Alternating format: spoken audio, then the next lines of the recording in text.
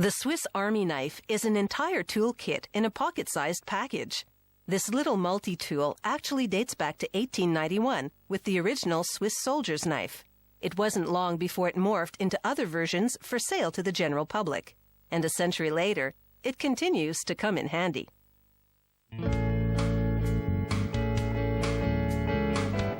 Lost in the wilderness? Or are you a serious multitasker? Either way, a Swiss Army knife has tools to help you cope. Production starts with this big coil of stainless steel. Equipment pulls it between a press and a die. The press forces the steel against the die to punch out blade shapes. It also forms the finger groove for pulling the blade out of the handle.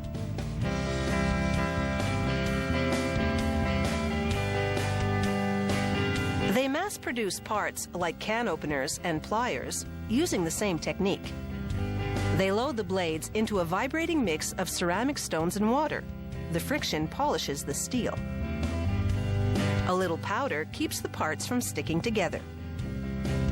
After several hours, they activate a powerful magnet to extract the parts from the vibrating mass. The process has smoothed the blade significantly, but the metal is weak and dull. So a worker arranges the blades on a mesh conveyor, which goes into an oven that exposes them to intense heat. A quick cool down follows, which toughens the steel considerably. The hardened blades now ride a carousel into a grinding station, which slims and trims them. That green liquid keeps them cool during this process. Afterwards, a computerized tool measures the blades. If the dimensions are even slightly off, they won't fit into the knife handle. A quick stamp gives the part its trademark name.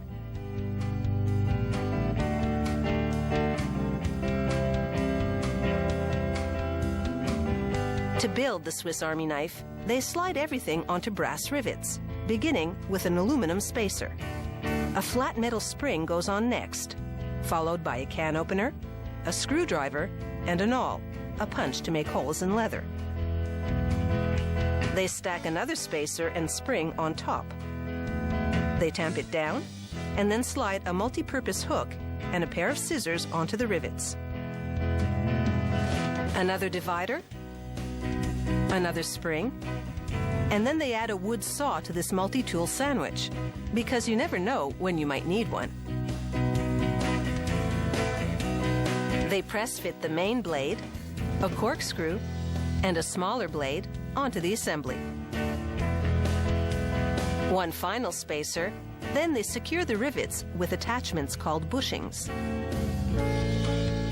Incredibly, they've packed 9 tools into a bundle that's only 2.5 centimeters thick.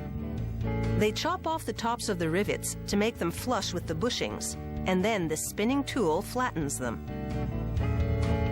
The result is a multi-pronged tool that's virtually impossible to pull apart. The blade on the Swiss Army knife is thin compared to other pocket knives to allow it to fit into the casing.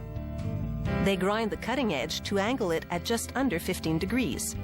This makes it razor sharp, ensuring there won't be many dull moments in this blade's lifetime. They measure the angled edge with a laser to verify that it's on the mark. And now it's time for the handle. It comes in 2 parts. They sandwich the tool bundle between them and press everything together. This embeds the bushings in the handle's holes for a tight installation. Amazingly, there's still space in this Swiss Army knife for a set of tweezers and a toothpick.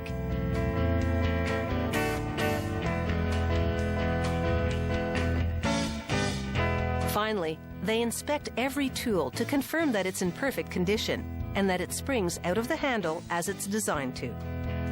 Making a Swiss Army knife is a job performed with almost military precision.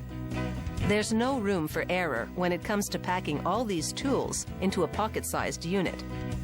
And once they do, this multi-tool is ready to spring into action.